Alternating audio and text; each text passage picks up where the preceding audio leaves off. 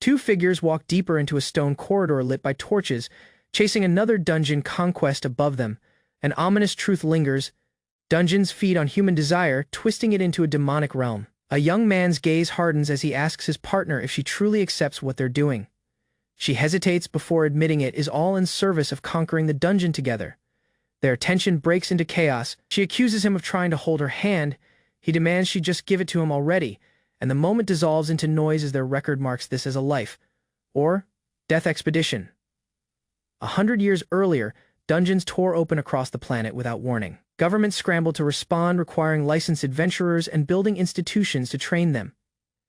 Among these schools, Seiryo Academy rose to prominence, drawing the nation's most gifted students to master combat within its walls. Students train relentlessly, pushing their bodies through drills day and night. Their skills are tested not through exams but through direct challenges against the Academy's own dungeon. Among the participants stands a sharp-eyed young man, unshaken by what lies ahead. Deep on the 9th floor, a massive beast charges through the corridor, sending students scattering. A composed girl, Mononobe, dismisses the threat instantly, her strike so decisive that classmates erupt in praise. Someone warns the others not to provoke it, noting the creature still breathes. Their caution proves justified. The wounded beast lunges back with a furious roar, catching them off guard. Stepping calmly toward the danger, the young man tells the beast to get out of his way, unimpressed by its size. He drives forward, unleashing a decisive blow that finishes what Mononobe started. Dust settles around him as the creature falls still, his expression unreadable. Classmates whisper about his mood, calling him the sun god behind his back. He notices someone approaching and reacts with surprise. Mononobe storms toward him, furious that he is late again. He shrugs it off, saying he still made it in time. She snaps at him for pointing back at her. He claims he stopped to help an elderly woman who'd collapsed. Mononobe warns him that top students are required to join after-school dungeon expeditions and that he needs to take it seriously.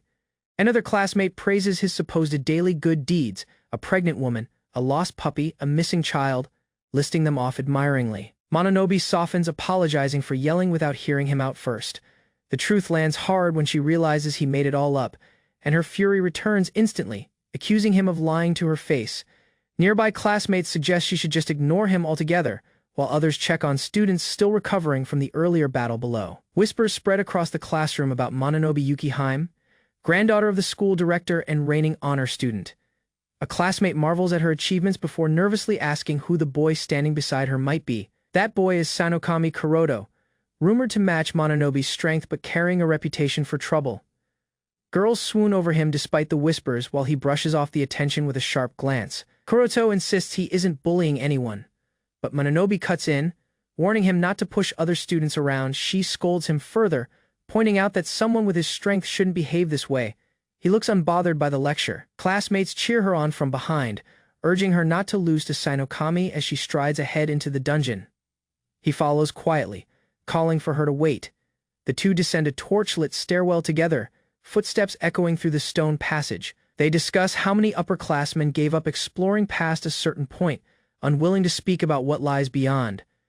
Mononobe reveals the 10th floor remains unexplored, uncleared by anyone before them.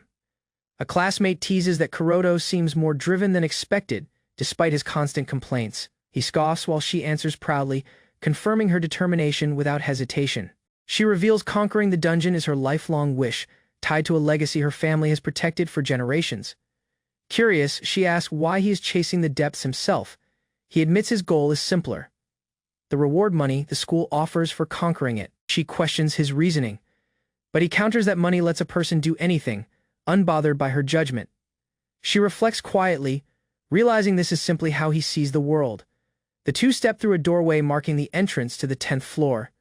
Thick miasma swallows their vision the moment they cross inside and they realize the room has sealed shut behind them. A massive dragon-like guardian rises before them, and text reveals the room's twisted rule. No one may leave unless they are holding hands. Both freeze, confused by the bizarre conditions standing between them and escape. They unleash their strongest attacks together, fire and ice crashing against the guardian's hide. Neither strike leaves a mark, forcing them to accept brute force won't break the seal, and that some hidden mechanism must be the true key. The guardian's message repeats itself, and Kuroto stays silent as Mononobe murmurs that the room's rule was never a joke to begin with. coldly aware they may have to hold hands, and reveals dungeons manipulate human desire to feed themselves. Kuroto admits the whole trap could be based on the student's unspoken wishes, running a hand through his hair as Mononobe presses him for confirmation. She erupts, calling the situation indecent and citing the school's ban on improper relationships between boys and girls, blaming him despite his protest that none of this is his fault, stealing herself. She agrees they should just get it over with. He steps forward, insisting it is only holding hands and there is nothing to panic about. The moment their hands meet, he flinches back, violently startling her into shouting that she knew this would never work.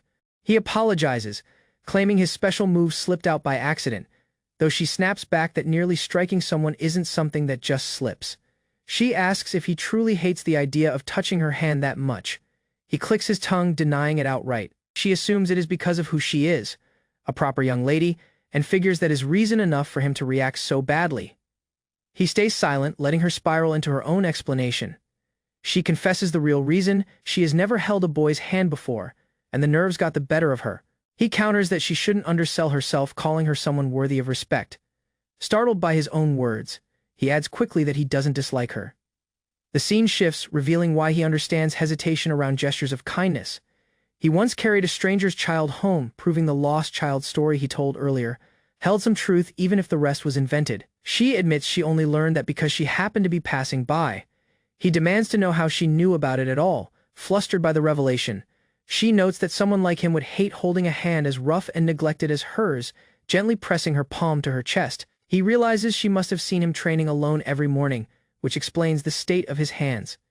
She admits her usual spot for skipping class happens to overlap with his training ground. He tells her those calloused hands are proof of effort, something he'd never mock, then falls silent when she urges him to say something instead of leaving her hanging. Both notice the other's face turning red, and they simultaneously suggest trying the handshake one more time before heading home. Their hands rise slowly between them, the tension of the moment stretching as neither quite closes the distance. A small poke breaks the stillness, and he jerks back again, prompting her scolding. She tells him to pull himself together, mocking whether this counts as a proper handshake in high society. He begs for a moment to mentally prepare himself. Alone with his thoughts, he questions why he keeps acting like touching a girl's hand should be nothing, distracted by how unexpectedly soft hers feels. She admits she hasn't held hands like this since elementary school, teasing that his ears are turning red. He yelps in denial as she asks if he is embarrassed too, barely holding back her laughter. She calls it unfair that he seems perfectly calm while she is the one panicking. Her exasperation clear even as he winces. Her thoughts drift unexpectedly, admitting she used to see him only as a rival, but the softness of his hand keeps pulling her attention back to it. Startled by her own realization, she wonders aloud when such thoughts began creeping in, catching him off guard with her sudden reaction. He calls her strange, though internally he questions whether Mononobe might not be entirely against this. After all, a flicker of doubt crosses his mind before he pushes it away, standing beneath the towering guardian as the moment shifts back to tension. Both feel their hearts race, considering the same idea from opposite directions. She wonders if holding hands with him specifically might be tolerable, while he wonders if now might be the moment to try again. Their hands inch toward each other slowly, hesitation lingering in every motion. Fingers stretch out, denim and fabric shifting as the distance closes bit by bit. Just as their palms nearly touch, the massive guardian lurches back to life without warning. Everyone freezes, stunned that the creature moved again despite appearing subdued moments earlier. A new detail surfaces. The contract binding them carries a strict 10-minute limit, forcing both to react instantly. The guardian roars in fury, its unintelligible cry apparently condemning their obliviousness as a couple, though neither can understand a word of it. They admit neither has studied monster language, but agree they've clearly angered it somehow. The beast lunges again, dark energy spilling from its jaws as it closes the distance. Mononobe unleashes a freezing strike, locking the creature in place long enough for him to move in for the finish. He drives a flaming punch straight into the frozen guardian, shattering stone and ice together. The impact sends debris scattering as the creature staggers under the combined assault. He clenches his fist afterward, breathing steady despite the chaos still settling around him. Mononobe watches quietly, silently marveling that his mana control rivals a master's, certain he is destined for far greater heights than the school alone could offer. The rain settles as she scolds him for going all out without restraint, warning that unchecked power risks collateral damage though. She admits afterward that his support during the fight was solid, while a nearby classmate notes the path ahead finally looks clear. Kuroto glanced sideways, Sensing something off right before his foot caught on loose rubble, he stumbled forward, momentum carrying him past the ridiculous trial they'd planned to skip entirely. Yukiheim spun around at the sudden noise, her arms flying up in alarm as his falling weight closed the distance between them in an instant. Their bodies collided, and he ended up cradling her against his chest, both frozen in stunned silence as sparkling motes drifted around them. She shoved free immediately, accusing him of groping her. While he insisted it was purely an accident, warning plaques nearby hinted that dungeons exposed humanity's hidden desires. A monster lurking behind them went ignored entirely. Still fuming, Yukiheim demanded he keep his distance, and Kuroto snapped back with equal irritation. Their argument left their romantic journey through the dungeon as unresolved as ever. Kuroto Sinokami arrives at the classroom where Yukiheim Mononobe reminds him sharply to be on time. The tension between the two rivals is obvious to everyone around them. Classmates whisper that the two never get along, calling it only natural since they're rivals. Kuroto brushes it off, saying he'll only get along with her if he feels like it. Out in the courtyard, students discuss the terrifying reputation of the dungeon's 10th floor, a place so dangerous even the strongest warriors have fled from it. Mikuriya Seichiro steps forward, declaring that he is the one who will conquer the 10th floor. He claims to have already gathered all the data necessary for the challenge. Mikuriya thinks to himself that this is his chance to finally outdo Mononobe and prove himself the strongest. The group is ambushed by a monstrous werewolf. Its claws come down hard, and Mikuriya is sent sprawling as he curses under his breath. Kuroto and Yukiheim move in together. Launching a coordinated strike, Kuroto's flame punch paired with Yukiheim's Mononobe-style Batujutsu technique, Skylark Slayer. The combined attack tears through the werewolf, sending rock and debris flying as the creature is overwhelmed by the force of the assault. Yukiheim notices something was missed in the chaos, sensing a lingering threat still nearby even as the dust settles. Mikuriya picks himself up, needled by Yukiheim's teasing question about whether he tucked his tail between his legs and ran from the 10th floor. Kuroto and Yukiheim stand back to back, admitting that clearing that room is impossible for them as they currently are. Nearby, Mikuriya and another classmate react in shock at what they're hearing. Kuroto tells the group they should give up for today and try again tomorrow. Mikuriya quietly accepts the decision. Yukiheim explains that the werewolf is a monster not contained within her data banks, urging everyone to gather more information before challenging it again as the group retreats. Watching the strongest students struggle, a bystander is struck by doubt, wondering how anyone else could hope to succeed where such capable people have failed. The next day, the group returns to the deep chamber on the 10th floor, facing down another massive beast guarding the way forward. A message reveals the room's true condition. It will not allow anyone to proceed, unless they call each other by name. After slaying 100 enemies pushed by the trial, Yukiheim calls out Kuro, while Kuroto responds with Yuki-heim.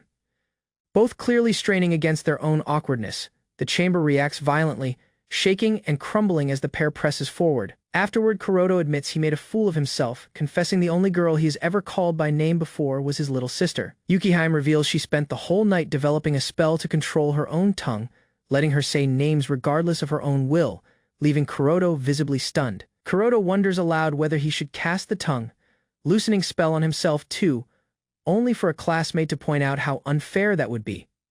He waves off the idea, insisting he'll clear the challenge the proper way, treating it as a matter of pride. Deeper in the dungeon, a voice announces that the pair will be granted an item to aid their trial, and a treasure chest appears before them. Yukiheim studies the chest carefully, sensing no trace of a trap despite how suspicious it looks. Kuroto agrees it could still be cleverly disguised before anyone can think it through. Someone leaps straight into the chest to check it. Yukiheim scolds him for acting on pure impulse without considering the danger. She snaps that just because reckless instinct worked once doesn't mean it will succeed every time, calling him an idiot for rushing toward danger so carelessly. He mutters that she didn't have to put it quite like that. Inside the chest sits a profile notebook, its cover decorated with 2 small animal characters. Kuroto is stunned, recognizing it instantly as the same profile notebook that was popular back in elementary school. Yukiheim is equally baffled, confused why the dungeon would suddenly drop the fantasy theme for something so ordinary. Someone suggests it must simply be the dungeon's divine will.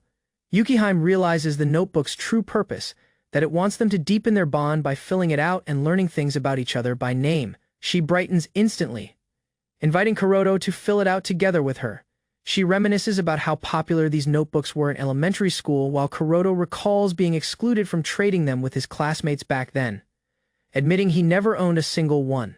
Yukihime shares her own memory, explaining that she was always too busy with her lessons to go out and buy one for herself. She admits she always wanted to trade profiles with everyone growing up. Kuroto quietly confesses he always wanted to try filling one out too. The two agree to reveal their finished notebooks to each other at the same time, counting down together before showing them off. Kuroto's profile is revealed in full, detailing his birthday, blood type, hobbies like online gaming, his favorite food of beef bowl, and his refusal to answer what he wants to do after clearing the dungeon. Yukihime's profile follows, showing her love of collecting and talking, her dislike of spicy food, and her wish to order a giant parfait near the station once the dungeon is cleared. She lights up looking over the shared pages, calling the whole exchange wonderful, despite Kuroto brushing it off as just a silly thing. Their conversation drifts into pets. Kuroto reveals he owns a cat that technically belongs to his grandmother and refuses to warm up to him, feeding it dried salmon he affectionately calls sake. Toba. Talk shifts to favorite foods, with Yukihime admitting her love for ohagi, prompting Kuroto to tease that she sounds just like his grandmother. Yukihime skims his sheet, remarking there isn't much information on his face, while Kuroto grumbles about how worked up she has gotten over a single piece of paper. A sudden chime rings through the dungeon, and to everyone's shock, a door they never noticed before swings open in front of them. Yukihime freezes mid-thought as Kuroto points out that she just slipped and said "Yokuro" without thinking, catching her completely off guard. He declares it a pun clever enough to clear the room and tries to walk off satisfied with himself. She protests that a pun shouldn't count, but Kuroto insists he is simply tired from pulling an all-nighter and wants to go home. She refuses to let him leave, telling him he is staying until he can properly say her name. Yukihime steadies herself, quietly bracing to try again from the beginning. As Kuroto starts to walk away, she calls out sharply for him to wait. A wooden stick flies past, snapping the tension as Yukihime finally forces the words out under pressure. She strikes a triumphant pose, cheering that she finally said it properly. Kuroto grumbles under his breath that it actually hit harder than he expected, while quietly admitting she did well with the room's conditions cleared. They wrap up for the day. Yukihime boasts that this time she didn't rely on magic to cheat, declaring herself superior for pulling it off through sheer effort alone. Kuroto fires back that he could say her name without magic just as easily. She warns him not to get cocky about something like that, prompting him to insist she listen closely as he prepares to prove it. Later, back at the school building as the sky darkens, someone urges the group to head home before the gate closes, while another voice begs for just a little more time. The moment stalls as Kuroto strains to get the name out, insisting he is so close he can almost say it. Yukihime warns that Mikuria will scold him again if he keeps stalling like this. Onlookers whisper excitedly, speculating that the two might actually be a couple, while others tease that cute girls are gathering to watch what happens next. The scene shifts to a preview for the next episode, teasing the arrival of an energetic streamer entering the dungeon, promising chaos as a hypergal brings her own brand of storm to the story. Deep beneath the 5th floor, a circular healing spring rests peacefully at the center of a spacious chamber. Nearby, 2 academy students stand in the corridor watching a live stream on a phone. On the display, Kirara Kingwin enthusiastically reports from the dungeon's 10th floor. Her confident posture and cheerful smile reveal no trace of fear. As the broadcast continues, information about her reputation is revealed, known for keen judgment and excellent combat skills. Kirara has become one of the Academy's most discussed adventurers. The footage showcases her equipment, sponsors, and recording gear. Her popularity follows every step she takes, and her audience keeps expanding as she ventures farther into the dungeon. Meanwhile, tension grows at the Academy. A teacher reprimands her for breaking uniform regulations and streaming on school grounds. Word spreads about an earlier broadcast that had been interrupted by another student. Despite repeated warnings and complaints, interest in her activities only continues to rise. Soon afterward, Kirara announces a special live broadcast featuring a guest. Viewers respond with surprise as speculation rapidly spreads throughout the stream. At last, she unveils her plan by approaching 2 of Serio Academy's strongest students. With confidence, she announces that today's broadcast will follow their every action inside the dungeon. Surprise spreads across the faces of the students watching the broadcast. From above, the camera records Kirara standing beside the healing spring with 2 famous students from Serio Academy. Deep on the 10th floor, the 3 students make their way through a narrow stone passage. The atmosphere feels heavier than before. One of the Academy's strongest male students admits he is surprised that the proposal was accepted so easily. The elite female answers confidently, explaining that she could not refuse a direct request from a fellow classmate. Her expression stays calm, reflecting both pride and resolve. Accepting the request now comes with responsibility, and she intends to carry it through properly. As they continue onward, an uneasy tension remains between them. She confirms whether they have forgotten anything important before entering the deeper area. The male student seems uncertain but remains vigilant, with countless viewers waiting for results. Turning back is no longer possible. Soon, they find that the next room requires physical contact to advance. Embarrassment appears on their faces as they realize they must hold hands and address each other by name. Although hesitant, they recognize that working together is essential to continue the dungeon challenge. Awkwardness fills the narrow dungeon chamber as the live broadcast goes on. Kuroto realizes their embarrassing behavior is being streamed to countless viewers. Flustered, he reacts immediately when Yukihime softly calls his name since they had already cleared the room's requirement. He cannot understand why she repeated it in that manner. Yukihime calmly explains that she only wanted to demonstrate her personal growth. Speaking his name directly was, to her, evidence that she had changed. Kuroto listens in confusion as she mentions that standing too close to her might spark rumors. The idea leaves him feeling uneasy. Within the stone corridor, she adds that keeping some distance might be better for his reputation. Even so, she admits she feels relieved that they successfully overcame the earlier trial together. Kuroto quickly insists he is not bothered, although his face clearly shows embarrassment. After hearing his reply, Yukihime suggests that he should call her by her given name too. The proposal changes the atmosphere between them. From a viewer's phone display, comments pour into the live chat as the pair argue while moving ahead. Yukihime runs after him when he refuses the suggestion, and their lively exchange continues through the corridor, unnoticed by the dungeon's silent walls. Kira's expression hardens as she tightly grips her recording device. Seeing Yukihime attract attention during the stream frustrates her. The increasing focus on another academy girl feels unacceptable. Her irritation grows as she decides she cannot let her spotlight be stolen so easily. Determined to take back control, Kirara presses forward while continuing her broadcast. She declares that exposing someone's weakness on this floor would make for better entertainment. Certain of her own judgment, she claims she understands everyone's limits. Behind her, Kuroto declines to begin his own stream despite her suggestion. Further inside the 10th floor, the group steps into a broader chamber. A gigantic metal golem appears, its massive body scraping across the ground. The monster blocks their path, radiating power beyond that of ordinary dungeon creatures. She quickly explains that physical attacks alone cannot harm the golem unless its core is destroyed. She presents the situation as evidence that even a gifted student like Yukihime could struggle here.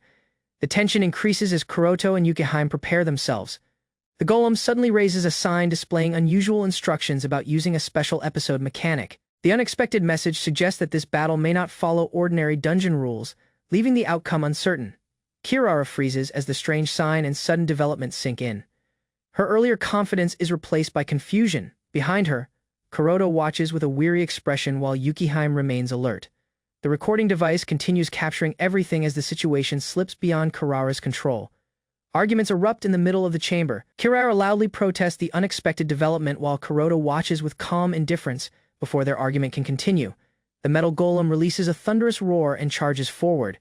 Its enormous frame casts a shadow across the floor as it prepares to attack. Without any hesitation, Yukihime steps forward and activates a defensive spell.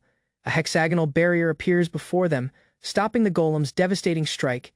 The impact shakes the chamber, yet the shield remains intact, preventing serious harm. With the immediate threat contained, Kirara returns to streamer mode and announces a brief timeout to her audience. She praises Yukihime's magic with obvious admiration. Even Kuroto acknowledges her ability as the tension briefly subsides. However, the golem starts moving once more behind them, its core glowing faintly. Kirara quickly turns toward Yukihime, demanding to know what kind of enemy they are facing. Now the fight is far from finished. An explanation finally appears regarding the strange rule. Rather than responding to brute force, the golem reacts to narrative conditions. The sign states that once someone tells a story, the monster's core will break apart. Such a bizarre mechanism seems absurd, leading Kuroto to question the fairness of the trap while Kirara struggles to accept it. After thinking it through, they realize Yukihime had already fulfilled the requirement. Her sincere words from earlier counted as the story needed to activate the effect. What seemed like ordinary conversation proves to be the key to clearing the challenge. Kirara cannot conceal her frustration over how simple the solution turned out to be. Standing a short distance away, Kuroto becomes the subject of Yukihime's silent thoughts. Showiness has never been part of his personality, nor does he possess remarkable charisma. Even so, he overcomes every obstacle with calm reliability. From behind her camera, Kurara watches their expressions closely. A subtle change in the atmosphere surrounds them. Unlike ordinary teamwork, every glance and brief pause seems meaningful through the lens of the ongoing broadcast. Slowly, an unexpected idea begins to form in Kurara's mind. Perhaps Yukihaime's determination is driven by admiration instead of rivalry. If that assumption is true, then this dungeon expedition has quietly become something much more personal than anyone expected. Inside her imagination, Kurara envisions herself as the Academy's most celebrated streamer, sitting proudly while fans chant her name. In the same fantasy, Yukihaime lies defeated before her. Ambition fuels her thoughts, and she swears to bring Yukihaime down to protect her own position. Confidence fills her as she prepares for the next stage of the broadcast. She convinces herself that any approach is acceptable if it attracts attention. At the same time, another desire emerges.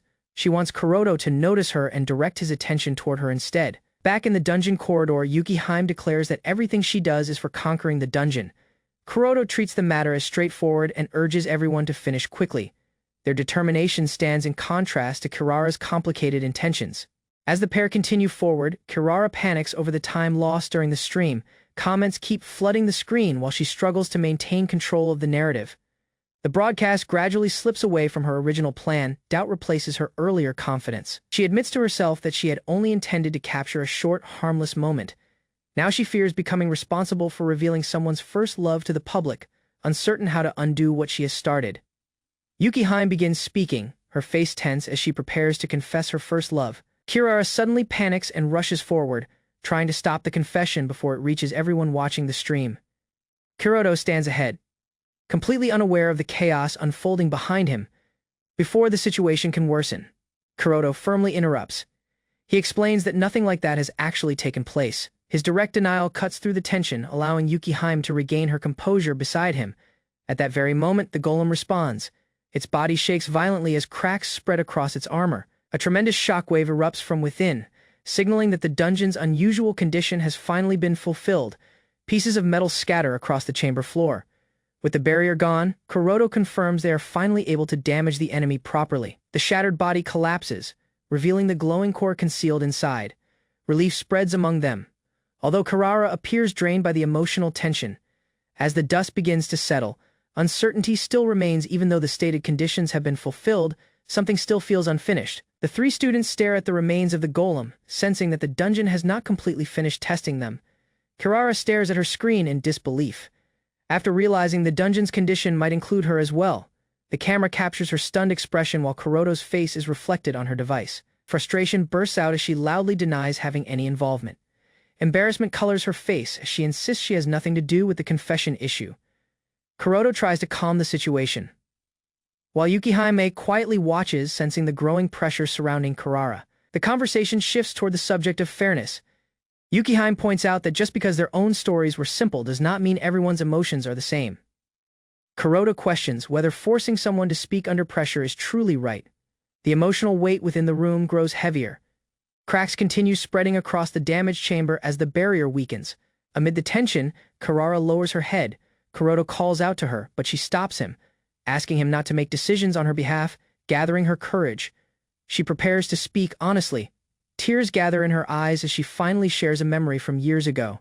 She remembers a boy who once protected her from bullies at a small shop. That quiet act of kindness became her first love, a feeling she has treasured ever since.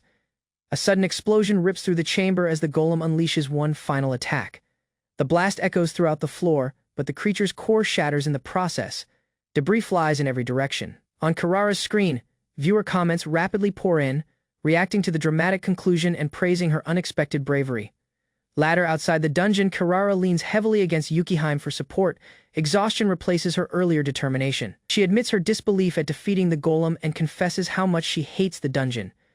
Kuroto walks behind them, quietly observing as the tension gradually fades. Their brief moment of peace is interrupted by the sudden arrival of the disciplinary committee chairman.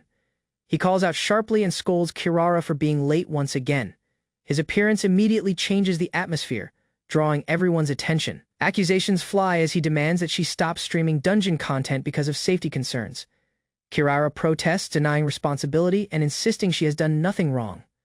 The argument intensifies while Kuroto and Yukihaime remain nearby. As the confrontation continues, hints about their shared past unexpectedly come to light. Embarrassment spreads across Kirara's face while the committee chairman speaks sternly. Confusion lingers among the others, leaving Kuroda wondering what kind of history exists between the two of them. News spreads rapidly through the classroom about a student who survived the dungeon. Attention slowly shifts toward the quiet boy sitting at his desk from a nearby seat. A long-haired girl watches him with obvious curiosity. Later, inside the crowded cafeteria, he quietly eats his meal alone. Although very few seats remain available, she deliberately chooses the one directly across from him. Nearby students pause to watch the unexpected situation. After standing briefly in front of him, she calmly sits down. Her deliberate choice immediately attracts even more attention from the surrounding tables. Instead of waiting, she starts eating right away, focusing entirely on her meal across the table. He grows tense, unsure how to react to the situation. Around them, silent observation continues as the students' curiosity steadily grows. Soon, quiet whispers spread among groups carrying their lunch trays. Speculation increases as classmates exchange curious glances. Hearing her call him in such a familiar manner only strengthens the rumors spreading throughout the cafeteria. Tension rises as he finally asks her about the strange conversations surrounding them. She calmly continues chewing, showing only slight confusion. Throughout the cafeteria, everyone's attention remains fixed on their table, turning their ordinary meal into the center of attention. The boy reacts awkwardly as the girl casually explains that they are familiar enough to address each other by their first names. Her relaxed attitude sharply contrasts with his obvious discomfort. While he struggles to answer, she remains composed, speaking as though their closeness is perfectly natural. She explains that she only called him by his first name once because of special circumstances. Her expression stays calm, though her gaze becomes slightly sharper. A quiet intensity surrounds her as she continues eating, completely unfazed by his embarrassed reaction. Embarrassment overwhelms him, causing him to cover his face while remaining seated. The memory of that incident refuses to leave his thoughts. Leaning a little closer, she quietly observes his reaction with gentle curiosity, narrowing the distance between them. Determined to regain his composure, he tells himself to stop dwelling on unnecessary thoughts. Instead, he forces his attention back to finishing his meal across from him. She continues watching closely, her eyes following each of his subtle movements. He keeps eating with deliberate focus, trying to endure the awkward atmosphere. Every bite becomes an effort to ignore her unwavering gaze. Meanwhile, she calmly enjoys her meal while carefully observing him, allowing the quiet tension between them to deepen within the crowded cafeteria. With sudden determination, the boy asks her to call him by a certain name once again. His voice sounds unusually firm, surprising even himself. Across from him, the girl freezes, her calm expression breaking as emotion quickly rises to her face. A faint blush spreads across her cheeks as she lowers her eyes. Mixed emotions emerge, and she presses a hand against her face in an attempt to calm herself. Determination soon replaces uncertainty as she silently resolves to suppress those distracting feelings and refocus on her goals. From nearby, classmates continue watching while pretending to eat, whispering among themselves. The cafeteria buzzes with curiosity. Despite the surrounding noise, the two remain seated, quietly finishing their meals beneath countless watchful eyes. A massive cavern stretches into the distance, its walls lined with dark openings. At the very center rests a stone pedestal, standing like a trial prepared for those brave enough to challenge it. As they approach the structure, they notice a carved dragon's mouth along with a nearby warning. The message instructs challengers to place a hand inside to uncover hidden secrets, warning that failure after 3 attempts will bring disaster. Faced with the ominous challenge, they prepare themselves for whatever awaits inside the darkness. Standing before the dragon's stone mouth, the boy carefully reads the warning. The carved words speak of calamity and severe consequences. Uneasiness crosses his face as he considers the possibility of being permanently banned from the dungeon. She clearly explains the risks involved. Adventurers enjoy a respected position in society, earning wealth and prestige through conquering dungeons. Losing access would mean giving up that future entirely. If such a ban were imposed, every hardship they had endured would become meaningless. The dungeon's prohibition system exists to protect both itself and those who challenge it. If someone breaks its rules or intentionally causes destruction, the mechanism is activated. Anyone marked by it would never again be allowed to enter that dungeon. Her explanation continues as images of punishment fill their thoughts. Heavy fines, humiliation, and public disgrace accompany the penalty.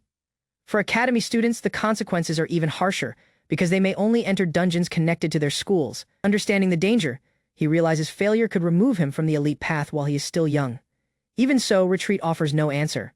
With unwavering determination, he decides to place his hand into the dragon's mouth and face the challenge. Before he has the chance to move, the girl steps forward with complete confidence. Ignoring his attempt to stop her, she announces that she will face the trial herself. Although he senses the danger, she shows no hesitation while approaching the dragon's carved mouth. Without hesitation, She places her hand inside. The stone dragon's jaws surround her arm, creating a heavy silence throughout the cavern. The boy reacts with alarm, worried she acted too quickly. Despite the obvious danger, she remains calm, trusting that the trial only punishes dishonesty. The enormous chamber echoes softly as they remember how dungeons gather knowledge from human emotions. The system does not rely solely on logic, but also responds to honesty and sincere intentions. Understanding this, she prepares herself to reveal a truthful secret. A faint blush appears across her face as she gathers her thoughts. The pedestal remains completely still, patiently waiting for her answer, with the boy anxiously watching from behind. She decides that speaking honestly is her only option. In a steady voice, she admits that her favorite hobby is buying snacks and eating them while walking home. The dragon's mouth releases her without causing harm. Silence fills the cavern as the trial accepts her truth, leaving the boy stunned by such an unexpected confession. After the dragon lets her go, she laughs with relief and tries to make light of her confession, folding his arms. The boy questions whether such a simple habit could really qualify as a secret. Inside the cavern, the tension fades somewhat, though the trial is clearly far from over her thoughts. Wander to rows of sweets and baked treats displayed in shop windows. Images of donuts, scones, pancakes, and apple pie fill her imagination. Temptation greets her every day on the walk home, making her small indulgence feel much more significant in her own mind. Encouraged by her success, she boldly places her hand into the dragon's mouth once again. The stone jaws remain motionless, as though waiting for something more meaningful. The boy watches carefully, uncertain whether provoking the mechanism another time is truly wise. A sharp sound echoes throughout the chamber like a bell announcing judgment. The dragon withdraws without injuring her, confirming that her answer has been accepted. She steps back wearing a proud smile, celebrating her successful challenge, while he watches in disbelief. Confidence rises within her as she declares that it is finally his turn. Though embarrassed by the attention, he realizes there is no way to avoid it. With her stepping aside after taking the lead, the challenge shifts to him as the cavern falls silent once more. Wearing a confident smirk, the boy steps forward. Convinced that revealing a simple secret will be easy, he places his hand into the dragon's mouth while casually admitting a harmless personal preference.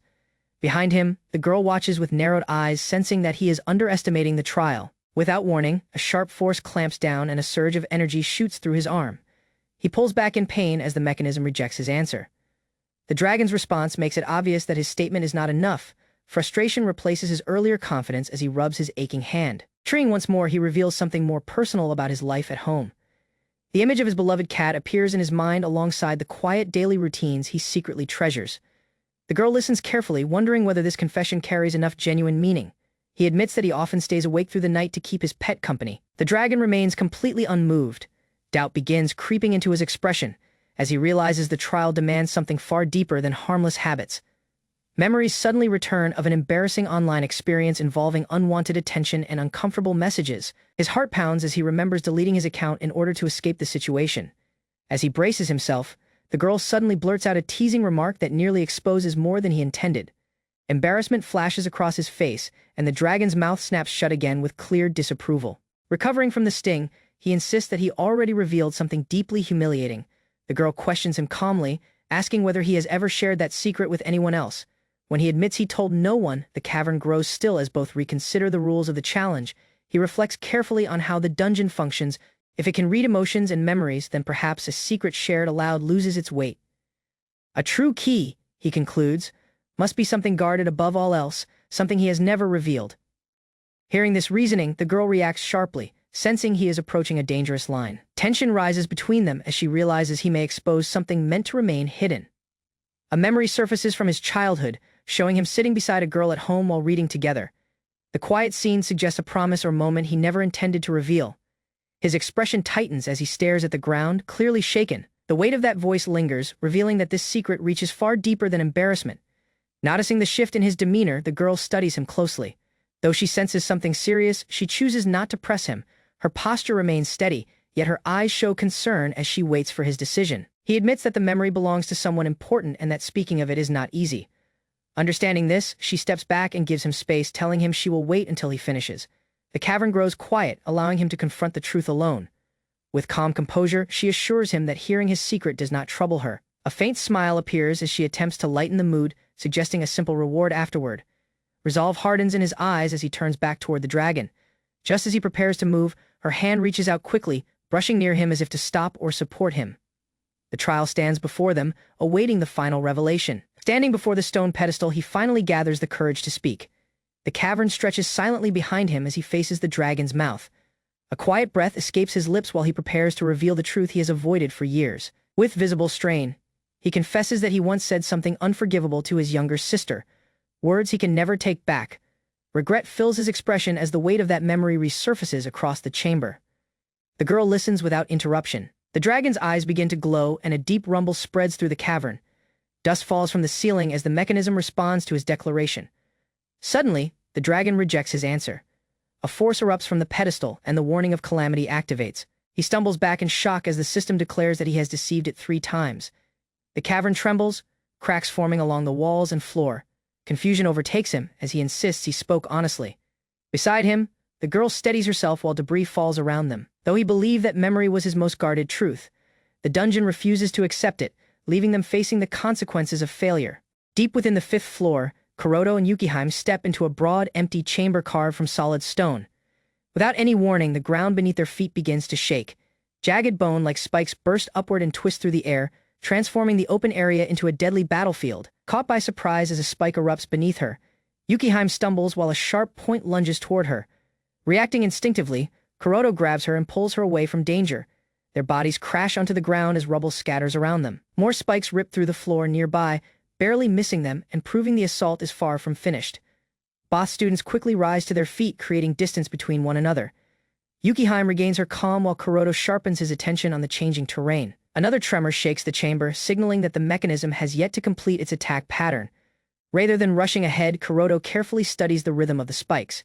Gradually, patterns begin to reveal themselves through their movements. Brute force alone will never overcome this defense, and he realizes the dungeon is reacting with deliberate intent. After a short pause, Yukiheim cautiously steps forward and extends her hand. The spikes react immediately to her presence, confirming her suspicion. Clearing this floor will depend on uncovering the hidden condition controlling the deadly trap. Surrounded by the shattered remains of the mechanism, Kuroto and Yukiheim stand back. 2 back as winged monsters circle above the broken pillars. The chamber remains unstable, yet both decide to press onward. Instead of retreating, Kuroto rushes forward and launches himself toward the nearest monster. With a powerful strike, he smashes through its body and slams it into the stone floor. Debris explodes outward from the impact, causing the surrounding creatures to scatter for a brief moment. While Kuroto continues drawing the enemy's attention, Yukiheim advances with calm precision. She channels her technique before unleashing a sweeping attack that spreads across the chamber like a cutting tempest. The wave slices through several targets simultaneously, severing wings and sending shattered remains crashing to the ground. The surviving creatures attempt to escape toward the upper floors. Kuroto immediately moves to chase them. Determined to stop any reinforcements from arriving, before he can get far, Yukiheim calls him back and points toward the branching passages ahead. After exchanging a brief understanding, they divide their responsibilities. Kuroto charges into one corridor to eliminate the fleeing monsters, while Yukiheim remains behind to secure the chamber. Both recognize that conquering the dungeon depends on teamwork rather than personal pride. On the 9th underground floor, a crowd gathers before a massive doorway leaking dark mist. Several students argue near the entrance while others observe from a distance. The tense atmosphere suggests a dispute over who deserves the right to continue deeper into the dungeon. A heated argument breaks out between a stern male student and a glamorous girl determined to film inside the dungeon. He refuses to allow such reckless behavior in a dangerous place. She confidently pushes back, refusing to abandon her plan. Their confrontation quickly attracts the attention of the surrounding students. Complaints about previous incidents emerge, exposing a history of disruptive behavior and reckless stunts. Frustration continues to build as the dispute escalates before the sealed entrance. Amid the commotion, Yukiheim quietly approaches the male student. Steering the conversation away from the argument, she raises a more important concern regarding the dungeon's lack of progress. He listens carefully, though his pride is still apparent. With a gentle smile, Yukiheim offers a possible solution. If the mechanism requires 2 specific individuals to proceed, then cooperation would become the only answer. Her proposal lingers in the air, suggesting that future progress may rely on partnership rather than competition. The male student pauses, adjusting his glasses while considering her suggestion. Although visibly annoyed, he admits that Mononobe's abilities would be valuable.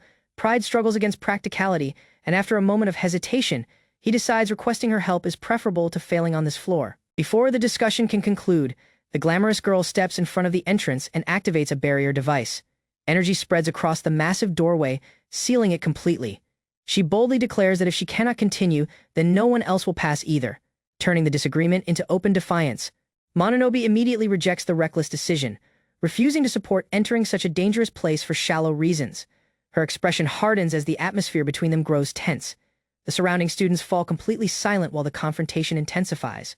The male student regains his composure and redirects everyone's attention. He explains that the investigation on this floor has stalled and cannot proceed under the current circumstances. His confidence returns as he outlines the larger issue preventing further progress. Attention soon shifts toward the dungeon itself. Although the area regenerated earlier that year, explorers have recently been expelled the instant they step inside, with numerous students being forced out for unknown reasons. Everyone realizes the true mystery lies beyond the sealed entrance. Beyond the sealed doorway, the dungeon changes once again. Its structure periodically reconstructs itself, altering both its layout and behavior over time. The place appears designed not only to challenge physical strength but also to feed upon human emotions, evolving to exploit fear, pride, and conflict more effectively than before. As the discussion continues, the male student from the disciplinary committee confirms that he has been assigned to investigate the unusual expulsions. Although others question why he is involved, he remains focused on uncovering the mechanism responsible for banning intruders the moment they enter. He explains that resolving student-related issues falls within his duties. Regardless of how insignificant they may appear, Kira listens with a playful smile, clearly entertained by his serious attitude. When he insists that the investigation must come first, she lightly bumps into him, testing both his patience and composure. Their interaction attracts the attention of nearby students, who begin speculating about yet another argument. Some believe the floor should already be safe because the boss has been defeated, while others sense that unresolved tension still lingers throughout the area. Suddenly, a faint sound echoes from the dark doorway. Both of them turn toward the entrance as the noise becomes clearer. Whatever exists inside the 9th floor has begun reacting again, interrupting their argument and demanding immediate attention. A violent explosion rips through the 9th floor, sending debris and monsters flying across the chamber. Students recoil in shock as thick dust fills the air. Standing at the center of the destruction is Kuroto, silent and composed, his expression unreadable despite the surrounding chaos. As the dust slowly settles, Yukihime cautiously approaches him. The corridor falls quiet while everyone else keeps their distance. She watches his back as he faces the stone wall, sensing that the disturbance awakened more than just the dungeon's defenses. Kuroto lowers his eyes, admitting that the issue has burdened him for a very long time. His composure tightens as his usual confidence fades into quiet frustration. The recent accusations about his hidden abilities seem meaningless compared to the burden he truly carries. Fragments of old memories return, including reports of a magical disaster that once reached public news. Although the incident was never completely erased, many people avoided discussing it. Connections begin to form between that tragedy and his refusal to accept certain suspicions. Leaning against the wall, he finally confronts his deepest regret. He believes his uncontrollable power caused his younger sister to suffer severe injuries. The weight of that mistake defines his determination, shaping every choice he now makes inside the dungeon. Years before, Kuroto stood proudly in a peaceful park, casually forming a dark flame above his palm. As a gifted child blessed with exceptional talent, he admired his own magic and believed his future was guaranteed. Nearby, his younger sister watched with admiration, hoping to become a mage just like him. While she eagerly shared her own dreams, he brushed aside her words and focused entirely on improving himself.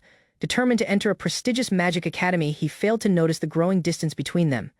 Everything changed on the day his power spiraled beyond control. A burst of unstable magic erupted outward, filling the room with raging flames and thick smoke. Pride instantly turned into panic as the destruction spread faster than he could stop it. Although his sister survived, the fire left permanent scars across her body. The hospital room became a lasting reminder of his mistake. Guilt settled heavily upon him as he watched her endure the consequences of his carelessness. Back in the present, Kuroto walks through the dungeon alongside Yukihime while silently carrying that regret. He believes he stole away his sister's dream and now continues fighting to earn rewards for her medical treatment. Yukihime suddenly reaches out and takes Kuroto's hand, stopping him in the middle of the corridor.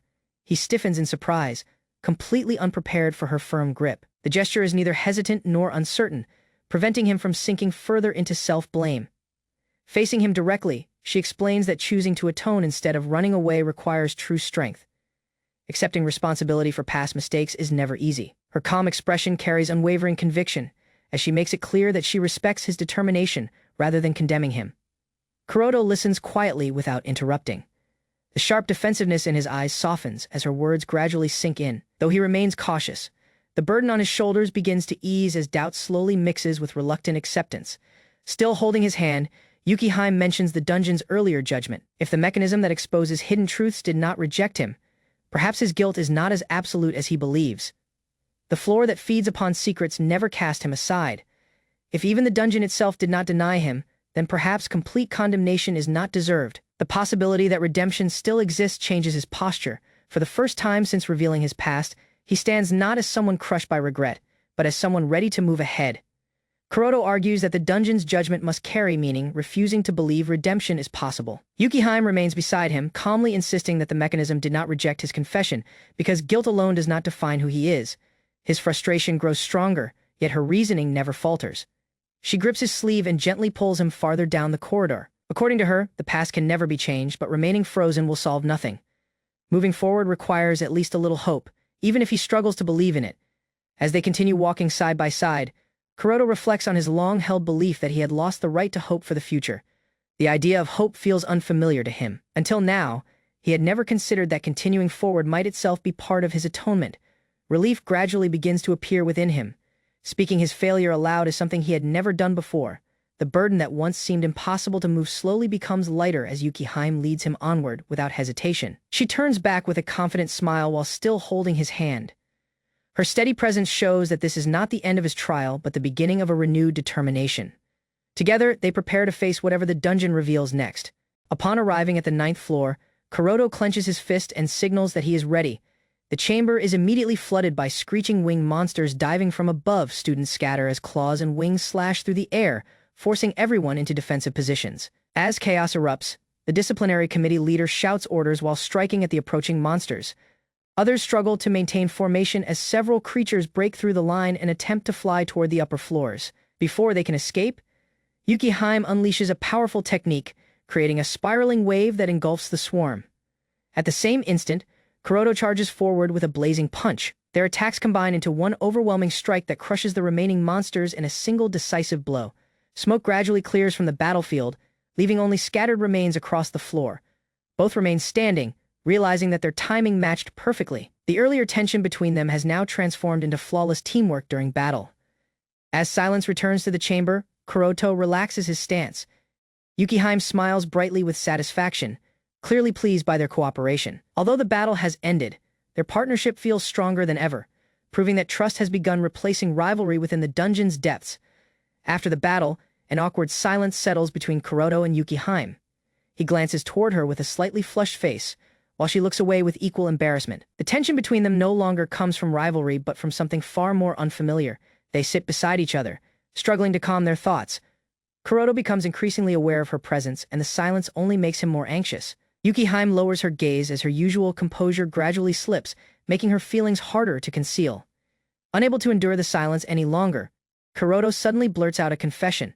His voice rises unexpectedly, startling the nearby students. The words escape before he has the chance to stop himself, causing the hallway to freeze for a brief moment. Yukihime immediately answers, accepting his feelings without hesitation. The surrounding students erupt into cheers and playful applause. Overwhelmed by the sudden attention, Kuroto stiffens in disbelief while Yukihime covers her face, just as flustered as congratulations echo throughout the hallway. Kuroto questions his own impulsive actions.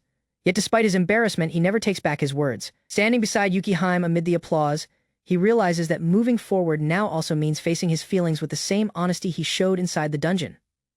As applause surrounds Kuroto and Yukihime, a dark circle suddenly appears beneath their feet before either of them can react. The ground opens and swallows them whole. A notice appears above the crowd, announcing that one male and one female student have been banned from entering the dungeon for violating its prohibitions. Moments later, several black holes spread throughout the chamber. Students standing near each circle begin disappearing one after another. Confusion sweeps across the room as no one understands what action triggered the punishment. The disciplinary committee quickly realizes that no obvious rule had been broken. Realization slowly dawns upon the investigators as they connect the sudden disappearances with the dungeon's evolving behavior. The mechanism appears to be reacting to an entirely new condition. Tension rises as they consider an unexpected explanation behind the latest restriction. The final announcement finally reveals the rule. Couples are now forbidden from entering the dungeon. Shock spreads across the entire floor as the students grasp the implication, realizing that the dungeon has begun regulating romantic relationships as part of its twisted system. Inside a communal bath, Mononobe rested silently in the warm water, maintaining a steady and disciplined posture. Another student approached, examining her build while commenting on her constant training. Mononobe stayed reserved, offering almost no response when the girl stepped nearer to gain her notice. Mononobe reacted without warning. Soon afterward, both drifted across the bath, their conversation becoming increasingly serious. They discussed a recent dungeon case involving two explorers. The academy chairman had already been informed, and serious concerns emerged. Since that occurrence, dungeon activity had risen significantly, indicating a dangerous shift that could not be overlooked. Viewed from outside the bathhouse, their conversation carried on. The crisis was becoming increasingly severe. They agreed that a powerful dungeon boss had to be eliminated swiftly to ease the mounting pressure inside. Without immediate action, the consequences could extend beyond anyone's control. Records concerning the dungeon explained its ancient history of collecting human desires. That accumulated force had become unstable, growing beyond ordinary boundaries while affecting the surrounding environment in increasingly hazardous ways. Far below the dungeon, a terrifying creature appeared, representing that overflowing energy. Its existence confirmed the looming danger. If ignored, it would eventually reach the surface, making immediate action unavoidable. Mononobe listened carefully as the other student explained that assistance from schools or government authorities could have been requested. Even with those possibilities available, the academy decided against depending on outside support. Within a formal chamber, the chairman remained seated confidently, declaring his refusal to approve extraordinary measures.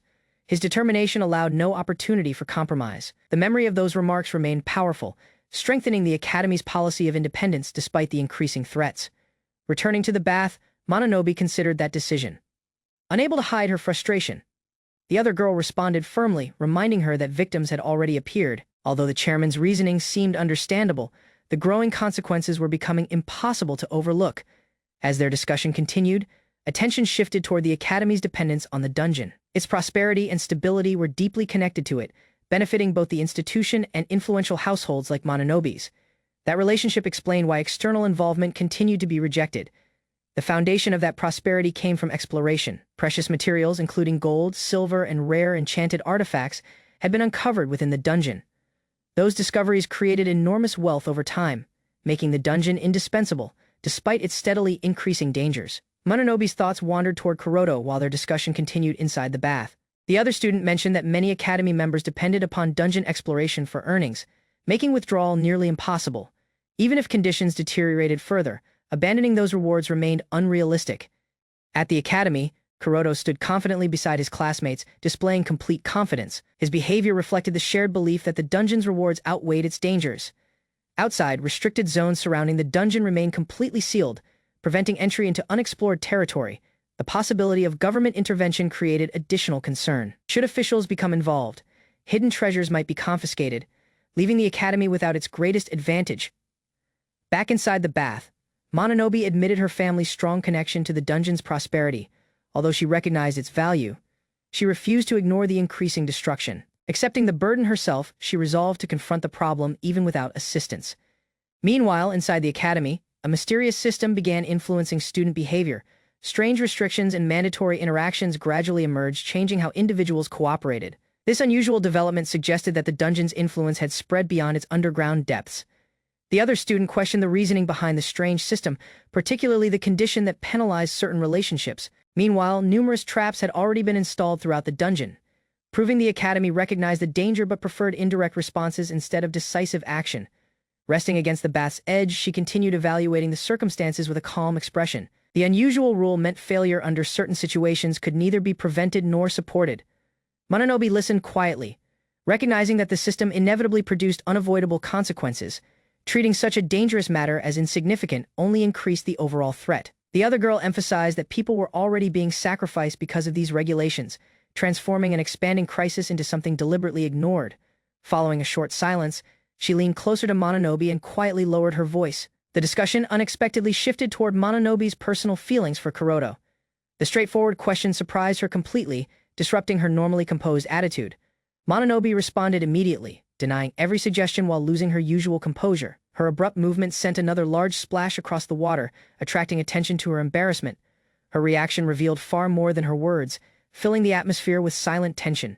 Her face reflected obvious inner conflict, unable to fully comprehend her feelings toward Kuroto. Although she attempted to remain composed, uncertainty became impossible to conceal. The other student encouraged her to stop worrying so much, insisting those emotions were perfectly natural. The other girl spoke more softly, watching Mononobe's reactions while suggesting she already possessed feelings she refused to acknowledge. Mononobe tried dismissing the idea, yet her behavior made hiding the truth increasingly difficult. She suggested that even after learning about the dungeon's unusual rules, Kuroto would never change his behavior. His serious personality would keep him focused, unaffected by such strange circumstances. Mononobe listened silently, thoughtfully considering those words. A sudden tremor interrupted everything. The ground shook violently as cracks spread throughout the building outside. People stumbled while the disturbance intensified, revealing that something within the dungeon had begun affecting the surface. Returning to the bath, both girls struggled desperately to maintain their balance while the shaking continued. The reason soon became obvious. Dungeon activity had reached another stage, and its influence could no longer remain contained, pushing events beyond control. Mononobe understood that the situation had completely exceeded control. The dungeon's influence now threatened ordinary civilians above ground. The urgency became undeniable, leaving no room for hesitation. Elsewhere, Kuroto rushed forward alongside others, already responding to the disturbance. His determination never wavered as he prepared to confront the dungeon directly. At the same moment, Mononobe wrestled with her emotions, briefly recalling her unresolved feelings. Without delaying another moment, Mononobe reached her decision. She immediately left the bath, ignoring everything around her, and prepared to enter the dungeon. Her uncertainty no longer mattered compared with stopping the growing danger. Deep beneath the earth, the dungeon's hidden traps activated. Countless arrows poured across the area, revealing how deadly the environment had become. The dungeon's intensity continued rising, reflecting its unstable condition. Before long, they encountered another bizarre condition. A nearby sign displayed a rule demanding cooperation under unusual circumstances. The ridiculous requirement contrasted sharply with the surrounding danger, proving the dungeon had become increasingly unpredictable instead of merely destructive. The dungeon continued twisting reality, producing hazardous conditions while cracks expanded throughout the structure. Poisonous arrows descended relentlessly, forcing everyone to remain extremely cautious. Mononobe realized the dungeon was no longer behaving randomly, but intentionally creating situations that fulfilled its own bizarre rules. Kuroto immediately examined the trap before advancing. Realizing that avoiding the arrows required a precise strategy, he explained that careless attacks would only activate greater danger. Careful movement combined with perfect timing became their only chance of survival. Mononobe followed behind. Although the condition requiring them to share one umbrella created another awkward obstacle, Kuroto accepted it casually, continuing forward without hesitation. She struggled to match his pace, realizing the circumstances demanded cooperation despite her lingering uncertainty. Her thoughts became increasingly unsettled as she remembered the earlier conversation about her feelings. The unavoidable closeness made ignoring those emotions far more difficult. Even surrounded by danger, her attention shifted between the mission and her own confusion. As arrows continued raining downward, Kuroto pulled her closer beneath the umbrella for protection. The unexpected closeness caught her completely off guard, breaking her concentration. The dungeon's strange condition forced them together, transforming a deadly situation into something even more complicated.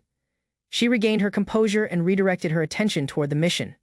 Nearby, Kuroto recovered his focus as well, and together they prepared to confront the hidden threat waiting deeper inside the dungeon. An unusual mission is given to the dungeon explorers. A signboard presents a strange condition requiring them to share an umbrella during the rain while searching for a hidden room key. Kuroto Yukimi prepares himself for yet another difficult assignment. The objective resembles an emotional challenge more than combat practice. He realizes patience will matter far more than physical strength.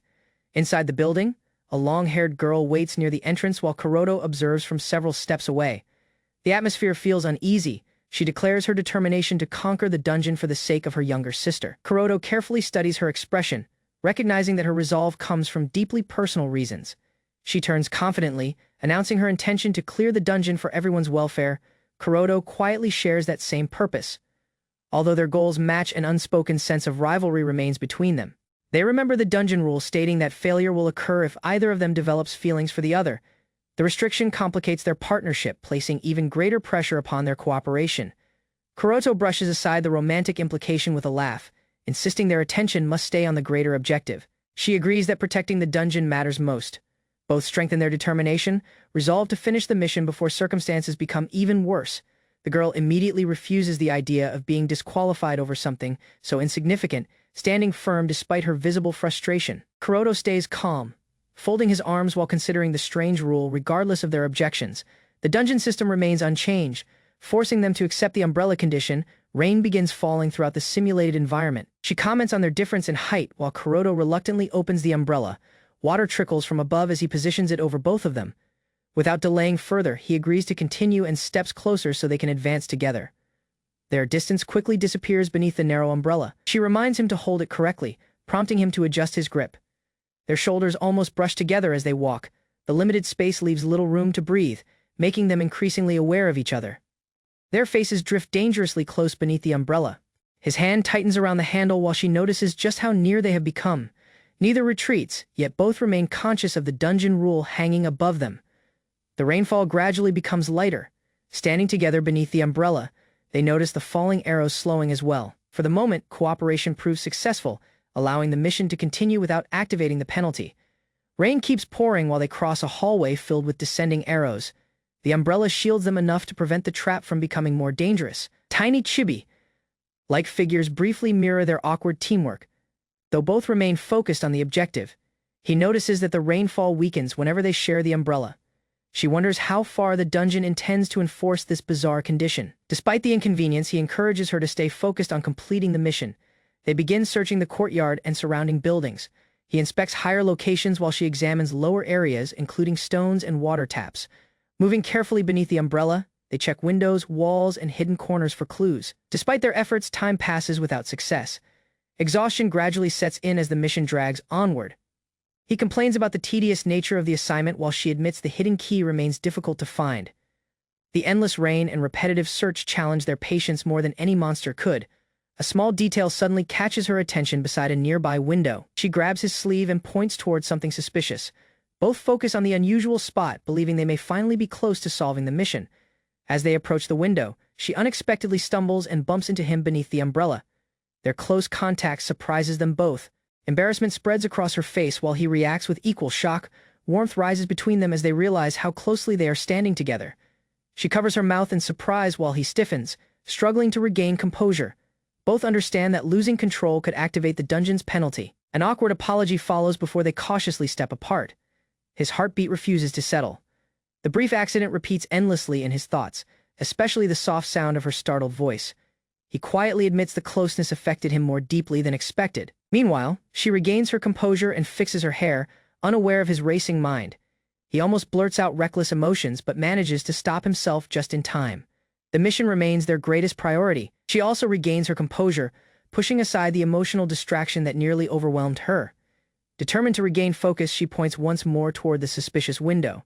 He takes a deep breath and agrees to inspect it carefully. Standing side by side beneath the umbrella, they prepare to investigate the clue that may reveal the hidden key. The window suddenly creaks open as she pushes against it. Without hesitation, she leans forward to look inside. Kuroto instantly reaches out, attempting to stop her reckless action. A powerful gust suddenly erupts from the opening. The violent force blasts through the corridor, hurling debris and sharp projectiles in every direction.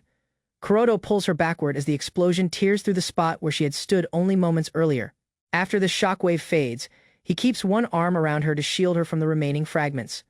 Concern replaces annoyance as he checks whether she has been injured. She trembles slightly against his chest while the umbrella still covers them overhead. Realizing how close they have become once again, he carefully lets go of her shoulders. She hesitates, still remembering the warmth of his embrace. The brief silence feels heavier than the explosion itself. Before the moment can continue, Kuroto steps forward and unleashes his power. Flames swirl fiercely around him as he prepares to destroy whatever trap or enemy waits beyond the window. Behind him, she watches anxiously, realizing the mission has progressed beyond simple rules and hidden keys. Flames spiral violently around Kuroto as he battles the hidden threat beyond the window. The collision shakes the hallway, forcing him to endure the overwhelming strain. She cries out in alarm while rain continues pouring across the battlefield. Despite the pressure, he keeps advancing until the resistance finally collapses. Later, the scene shifts toward the dungeon entrance. Several students gather beside the pillars, quietly whispering among themselves. Some appear uncertain, while others remain completely indifferent. Although the surroundings seem calmer, hidden tension still lingers beneath the surface. Two boys discuss their priorities, admitting they would rather earn easy money than face dangerous challenges. Nearby, a girl sitting on a bench quietly sips her drink while listening without joining the conversation. Her expression reflects careful judgment instead of fear. The conversation shifts towards stronger students already attempting to defeat the dungeon boss. The girl on the bench pauses mid-sip, reacting immediately when those rankings are mentioned. Concern briefly crosses her face. With a quiet huff, she defends one particular student still fighting inside the dungeon. Her pride is unmistakable. While others choose safety, she respects the determination of those continuing the battle beyond the entrance. The sharp sound of a shoe striking the pavement interrupts the gossip near the dungeon entrance. The murmuring students turn as someone new approaches. His voice cuts through their mockery, warning them not to belittle those risking their lives inside. The disciplinary committee chairman approaches with a stern expression. He states that he cannot overlook their careless accusations. Calm yet unwavering, he reminds everyone that the dungeon crisis affects every student regardless of rank. Complaining from safety, he explains, contributes nothing towards solving the situation. Wearing a faint smile, he offers a simple proposal. If they truly question the efforts of those inside, they should accompany him to the monster-filled 10th floor and witness the danger themselves. Fear immediately replaces their confidence. Apologies pour out as they retreat in panic, fleeing from the same challenge they had criticized. The chairman watches them leave, satisfied that his message has been understood. From the nearby bench, the twin-tailed girl smiles mischievously at his dramatic performance. She lightly teases him, clearly amused by his intensity. Although she laughs, her eyes reveal genuine approval for defending the hardworking students. The twin-tailed girl praises Makoto for confronting the gossiping students. She calls his actions admirable and impressive. Makoto turns his eyes away, obviously uncomfortable with the compliment. Although she smiles brightly, he insists he needs no praise for doing what he believes is right. Her playful encouragement continues, urging him to appear at least a little pleased. Makoto finally admits that he partly shares the same frustration as the students he had scolded. Beneath his strict personality, he understands their fear and hesitation. He explains that his abilities cannot compare with the highest-ranked fighters exploring the deeper floors. Even so, abandoning responsibility entirely would feel disgraceful to him as another student. A quiet sense of duty strengthens his determination. With calm confidence, he decides to assist on the 10th floor as well. He warns her not to interfere with his intentions. She quietly accepts his decision, recognizing the firmness of his resolve. Suddenly, she grabs onto him with cheerful enthusiasm, insisting that she will accompany him. Caught completely off guard, he adjusts his glasses while she clings tightly to his arm. Despite his embarrassment, he realizes her support may strengthen rather than weaken his determination. Kirara suddenly moves much closer to Makoto, ignoring proper personal distance. Hearts practically seem to float around her as she teases him for being overly serious. Makoto becomes even more flustered because of her bold behavior and lack of personal space. Holding tightly onto his arm, she decides to use the opportunity to make him notice her feelings more clearly. He attempts to pull away, uncertain how to answer such direct affection. His awkward response only entertains her even further. Regaining his composure, Makoto insists there is nothing wrong with being serious. His expression hardens as he tries to restore order to the conversation. Kira, however, remains completely unfazed by his stern attitude. A sudden disturbance interrupts them. Nearby, a small child begins crying while another student panics over a dropped toy. Without hesitation, Makoto heads toward the scene, quickly assessing the problem. Kirara quietly watches as he steps in to help. After resolving the problem, the child smiles brightly and calls him a hero. The innocent praise catches Makoto completely by surprise. As Kirara softly thanks him, a faint blush appears across his face, revealing that even someone so serious can be affected by simple kindness. Near the entrance, Kirara continues teasing Makoto about being called a hero. He quietly mutters with restrained pride when the ground suddenly begins to shake. The distant rumble immediately shifts everyone's attention back toward the dungeon as anxious whispers spread among the students. Inside, the mission reaches its limit. The girl kneels beside Kuroto after he collapses from exhaustion upon securing the key. Rainwater and dust cover his body while she struggles desperately to keep him conscious. Though frustrated by his recklessness, she admits they successfully completed the objective. Kuroto's face turns pale as exhaustion overwhelms him. His strength disappears rapidly, and his body finally gives in to accumulated injuries. She urgently calls his name, frightened by how suddenly he loses balance. Outside, Kirara asks Makoto whether he truly intends to head toward the 10th floor. Her voice has become calmer as she carefully watches him. She remarks that confronting chaos directly is not necessarily a bad quality, although it carries serious risks from behind the school building. Someone declares that retreat can sometimes be the wiser strategy. The distant voice echoes throughout the courtyard. As Kuroto's name is called once again, uncertainty remains over both the battle inside and the choices awaiting outside. Kuroto lay collapsed and unconscious, his body racked by chills as a girl knelt over him, gripping his shoulders and begging him to hold on. Word had spread that he was suffering from dungeon poison and had been absent from school for 3 days straight while he recovered at home. Standing outside afterward, Yukihime hugged her arms to her chest and wondered if she had overstepped. Visiting under the pretext of delivering handouts suddenly felt like an excuse that revealed too much about her own worry. Doubt still gnawed at her as she approached his door, and just as she considered turning back, the door slid open. Kuroto stood there in casual clothes, clearly startled to find her waiting outside his house. Memories of wanting to see him again after so long crossed her mind, tangled with the guilt of intruding without warning. She told herself dropping by unannounced was rude, and her feet nearly carried her away before he noticed her. Before she could retreat, a girl in a maid outfit appeared in the doorway behind him, standing with perfect posture and asking calmly who she might be. Her sharp bob and composed manner gave her an air far older than her appearance suggested. Startled, Yukihime introduced herself properly, admitting she had come bearing handouts for Sinokami, and quickly correcting herself to use his surname instead of the nickname that had slipped out. The maid studied her with an amused smile, noting how polite she was and asking if she happened to be a friend of Kuroto's. The girl leaned in for a closer look, murmuring that this must be the little sister he had mentioned before. Pressing her fingers to her cheek, she teased that the staring was making her blush, brushing off the scrutiny with practiced ease. Clutching the handout box to her chest, she spun away with a mischievous laugh, prompting shouts from Kuroto to come back immediately. Yukihime, still trying to make sense of the exchange, wondered aloud whether a real little sister would have a burn scar somewhere, since something about the woman's story didn't add up. Kuroto burst forward yelling at the woman he called Granny, demanding to know what she thought she was doing. The outburst only deepened Yukihime's confusion about who exactly had answered the door. Amused at having been caught, the woman admitted defeat with a light shrug, prompting a stunned question from Yukihime about whether this eccentric figure was truly his grandmother. Once everyone settled around a low table stacked high with books, the woman finally introduced herself properly as Sinokami Haine, folding her hands with a serene smile that betrayed nothing of the chaos moments earlier. She confirmed to a wide-eyed Yukihime that despite her youthful looks, she really was Kuroto's grandmother, insisting there was no trick involved even as she cut the surprised reaction short with a proud little pose. Kuroto grumbled that she wasn't fooling anyone, explaining that she meddled with something called telomeres just to keep herself looking young, practically making her a yokai in his eyes. His comment earned him a sharp whack from Haine, who pouted about being called such names before turning the conversation back to how cheeky he had always been, even as a child. Yukihime leaned in, clearly fascinated by the exchange between grandmother and grandson, watching quietly as Kuroto shot her a brief, uneasy glance from the side. Haine's attention shifted entirely to Yukihime, and she reached across to squeeze her hand, marveling that Kuroto had a girlfriend this adorable without ever mentioning it. The sudden declaration left Yukihime frozen, caught completely off guard by the assumption.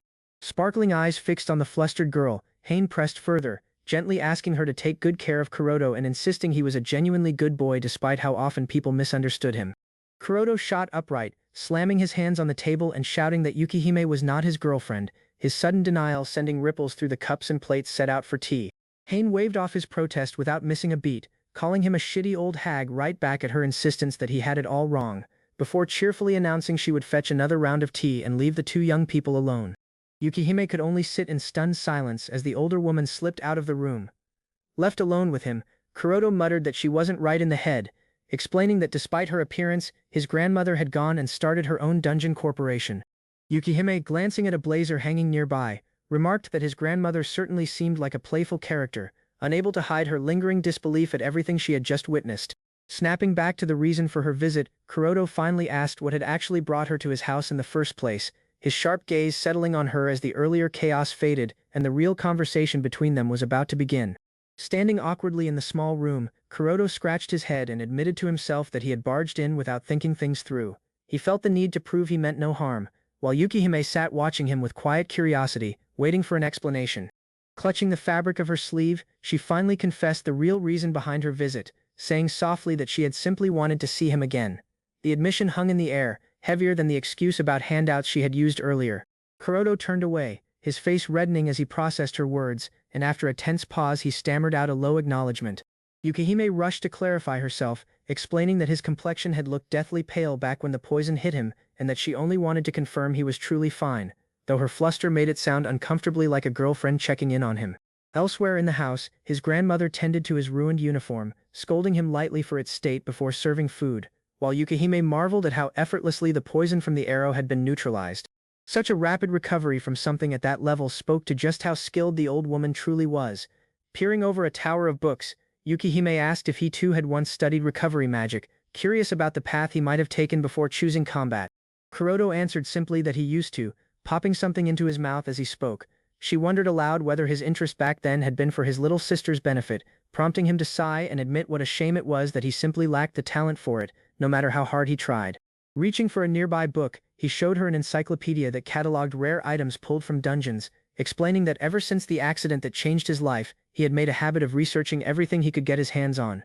Leaning closer to flip through the pages together, Yukihime murmured thoughtfully as she studied an entry describing a mystical medicine capable of healing any sickness or injury, comparing the whole collection to something like a treasure encyclopedia. The book detailed the object further, an elixir depicted as a delicate winged figure surrounded by lilies, and the accompanying text noted that dungeons capable of producing such items were rare to begin with, making actual sightings of the treasure even rarer still. That scarcity was exactly why elixirs commanded prices far beyond what ordinary people could ever hope to pay. Startled by what she read, Yukihime asked whether something so extraordinary could really emerge from an actual dungeon. Kuroto explained that replicas of items unearthed from such places were kept in academy archives, and she recalled having seen a bottle resembling this very illustration displayed there before. Memory of a celebration surfaced next, banners strung across a plaza proclaiming an elixir had appeared from their own dungeon, with a man at a podium declaring how incredible the discovery truly was. Yukihime asked in disbelief whether their own school's dungeon had actually produced one. She pressed further, wondering if that possibility was the real reason he had transferred to their school in the first place. Kuroto brushed the assumption aside, admitting instead that exploring simply let him earn money in a way that suited his style far more than any structured job. Realizing what he'd just revealed, he snapped upright, insisting she couldn't just give up on the idea now that it was out there. Slamming her hand onto the table with a loud thud, Yukihime declared that they should go find the elixir themselves, her sudden enthusiasm catching him completely off guard. He could only ask what had gotten into her, remarking that she was being far too loud for the quiet room. She reasoned it through anyway, describing the elixir as an absurdly rare item capable of fetching hundreds of millions at auction, something that couldn't simply be found on a whim no matter how badly someone wanted it. Still, she refused to let the idea go, insisting the possibility wasn't exactly zero, and that made it worth attempting regardless of the odds. Her confidence contrasted sharply with the impossible price tag she had just described. Kuroto's expression shifted as new resolve settled over him, and he proposed they search for the elixir together in order to cure her little sister, adding with a sly grin that they might as well grab anything else valuable along the way while they were at it. His sudden shift into scheming mode startled her, and his booming laughter filled the room as he leaned into the idea with obvious excitement, treating the hunt less like charity and more like an opportunity too good to pass up. He admitted plainly that he was doing this for her sake, but she shot back that they were really the same on that front, calling him nothing more than a total musclehead. Still, she confessed she had thought he was simply putting on a good face, since every now and then his surprisingly greedy side slipped through despite his usual gruffness. Resting his cheek against his hand with a faint smirk, Kuroto simply thanked her for the honest read on his character, seemingly untroubled by being called out. Yukihime shifted the mood by speaking up hesitantly, drawing his attention with an unfinished thought that trailed into silence. Sunlight later stretched over rooftops and tangled power lines as the two sat together back at the low table, the earlier energy settling into something calmer between them. Kuroto muttered that he wanted to get back to the dungeon soon, and after a quiet pause, Yukihime's expression grew distant and unreadable, her simple response of agreement carrying more weight than the words themselves suggested, as the scene closed on the empty sky stretching above the neighborhood.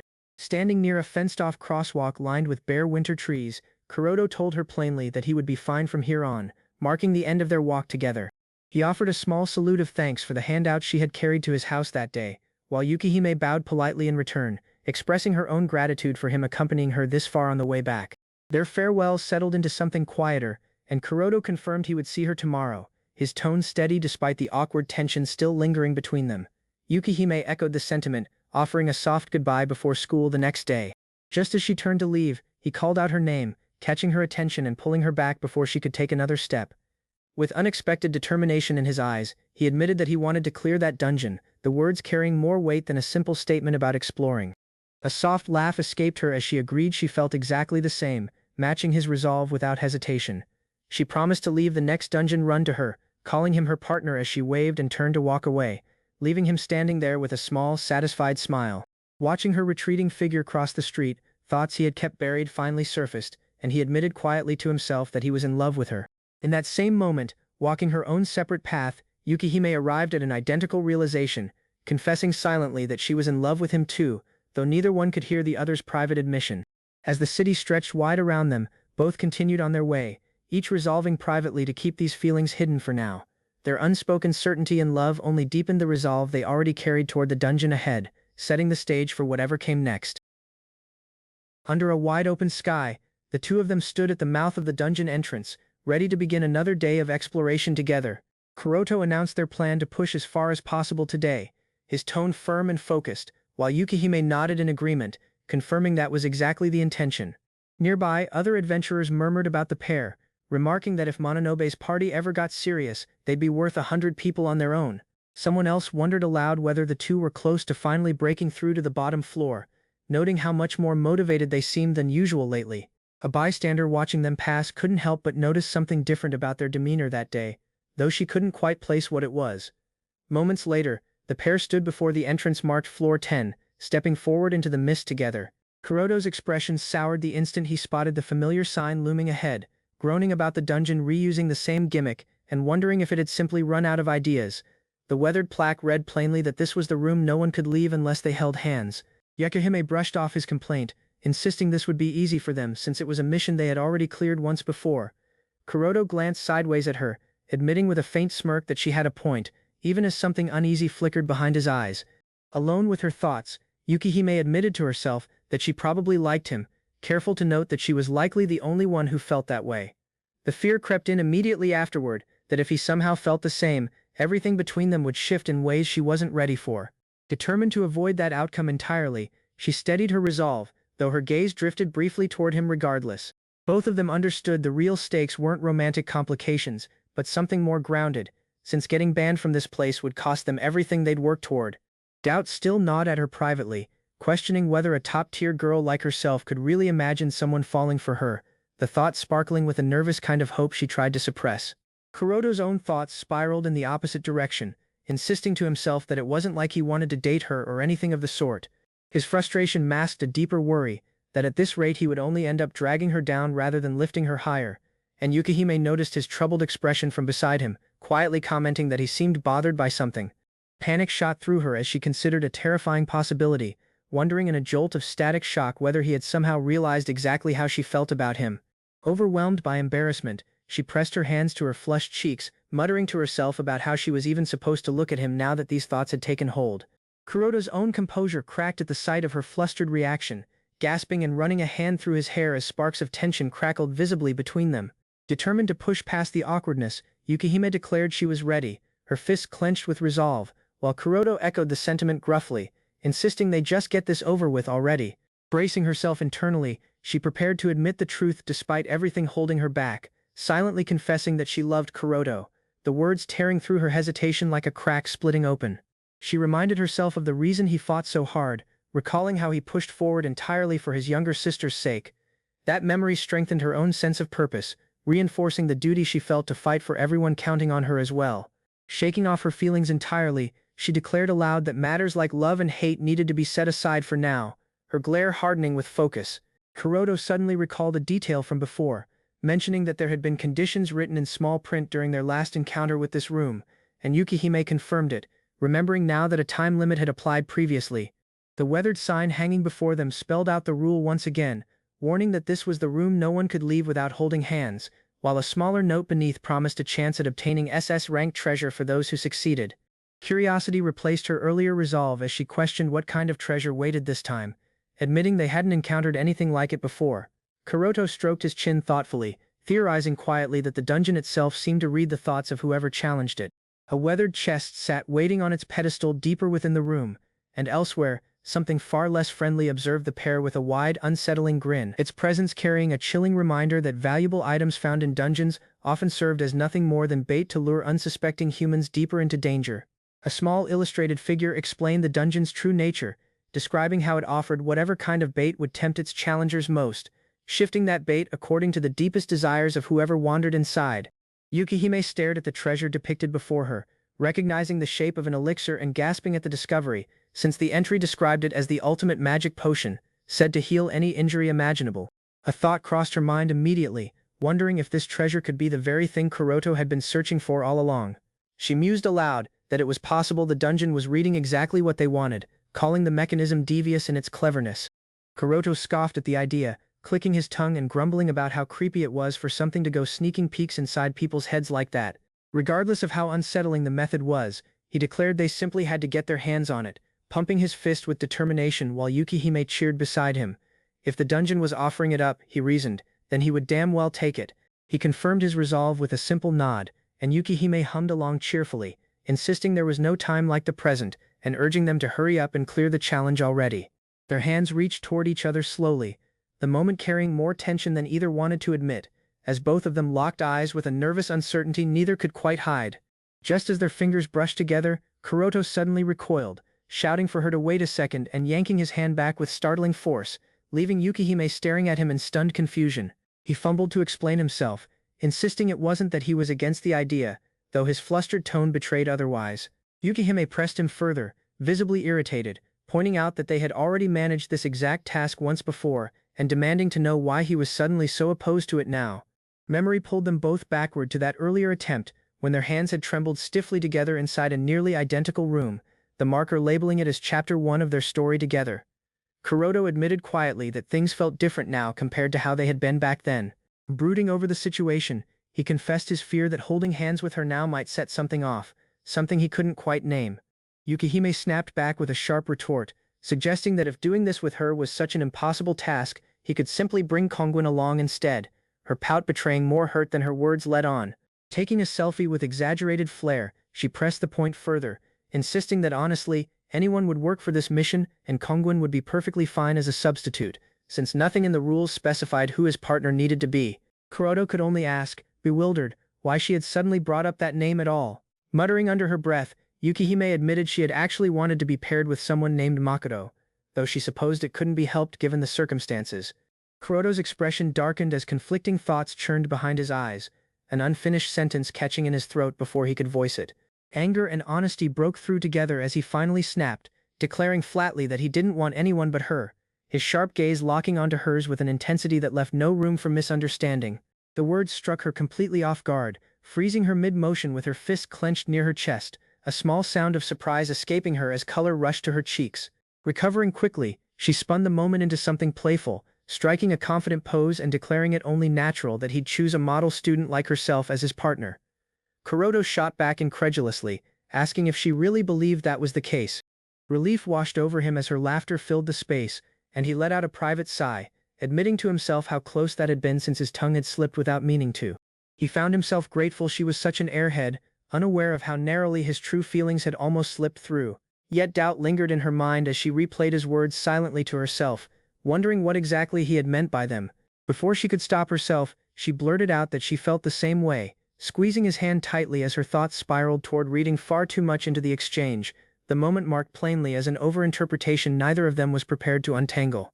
Panic set in as she imagined the worst-case scenario, sweating heavily while wondering what she would even do if he actually made a move on her, especially now that she had already resolved not to confess her own feelings first. Startled by a sudden noise, she flinched hard, her whole body tensing with a strangled cry of alarm. Kuroto, seemingly oblivious to her inner turmoil, simply apologized for the mix-up earlier and suggested they try holding hands again from the start.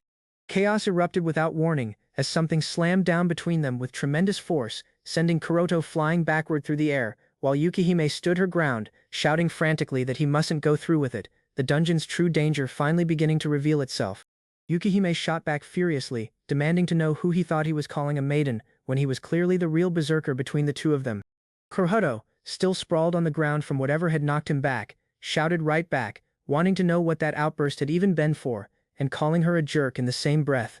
She refused to back down, insisting it was nothing but the honest truth, her voice cracking with exaggerated outrage.